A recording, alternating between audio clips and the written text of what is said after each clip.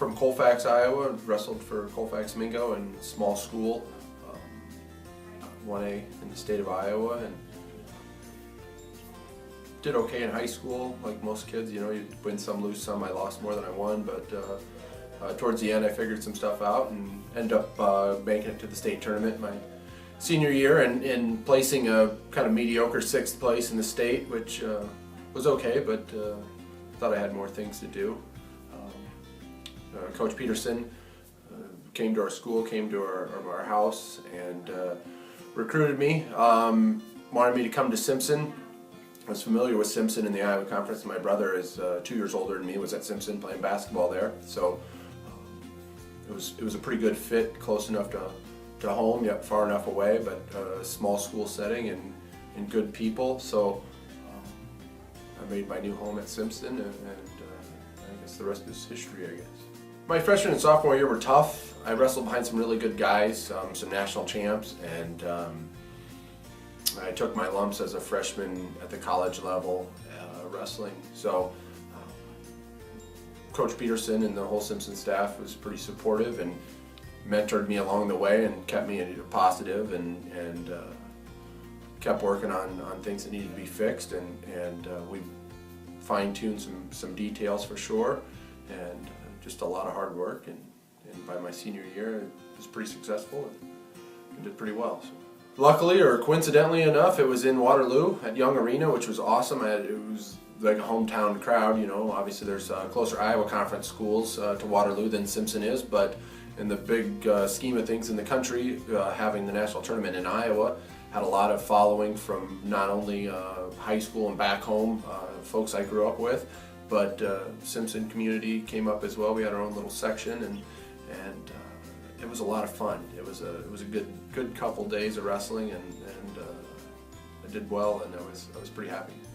So I think we need to start off by saying that I think everybody in the sport of wrestling has a physical disadvantage. You know, I think that somebody's going to win, somebody's going to lose, somebody's stronger, somebody's longer.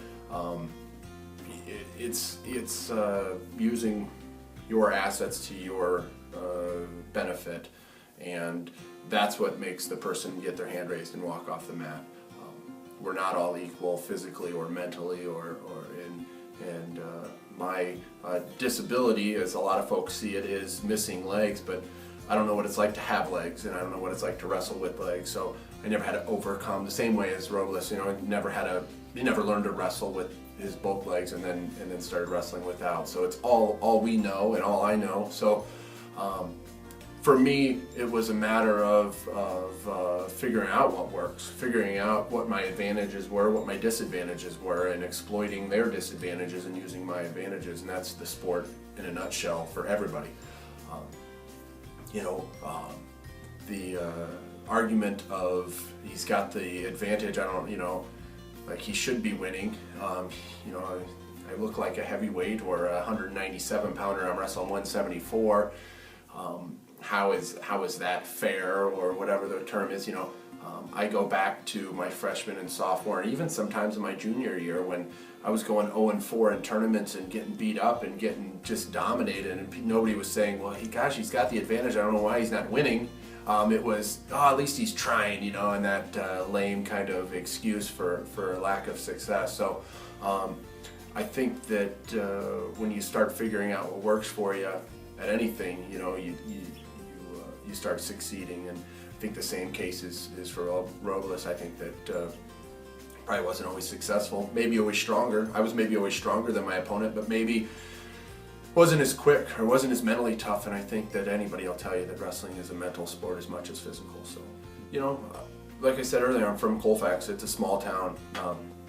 Simpson College is a small school in the big scheme of things. I have a lot of friends that went to the D1 schools and had great experiences and great times there, whether they were playing a sport or in athletics or just academics. For me, the fit was small school. That's what I'm used to. And even Simpson for me was big, coming from a really small high school. So it was a good fit for me. The Iowa Conference, I think, is the most competitive conference in the NCAA Division III. They allow more qualifiers in the NCAA for wrestling than any other conference.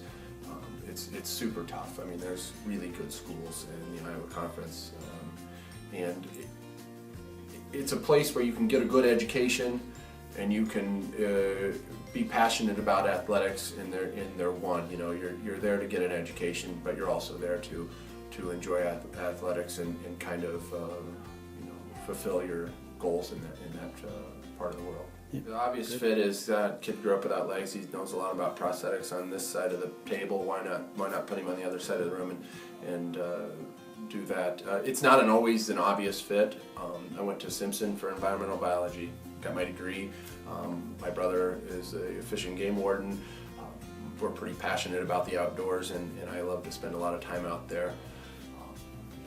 It's like a month before my graduation at Simpson, and I get a phone call after all the press and PR stuff from the wrestling success that kid's in a similar situation, was in a car wreck, not similar to mine, but it's similar in that he's missing both legs and from a vehicle accident, and had some difficult times mentally and physically, and saw my story in a newspaper somewhere, called me and talked to him for quite a little while, just answered normal questions about how I operate, what I do in my life, what makes me quote unquote normal in my life, and he was looking for some answers, and hopefully I gave them to him. But I got off the phone, and the kid was in Texas, so obviously I've never met him, but got off the phone and thought that I needed to refocus my priorities and where I want to be at in life to something in this field, and to try and help people, I guess. I think a lot of people ask why I'm not a coach or why I'm not, in the wrestling world now. I kind of focused my coaching, if that's the word, into prosthetics, kind of coaching patients to use their prosthetic and get back to their normal, and I get just as excited about fitting a good prosthetic as I do walking off the mat with a good win, so I've been able to transfer the passion I've used and had through wrestling my whole life to prosthetics now. It's cool. It's a hands-on job. I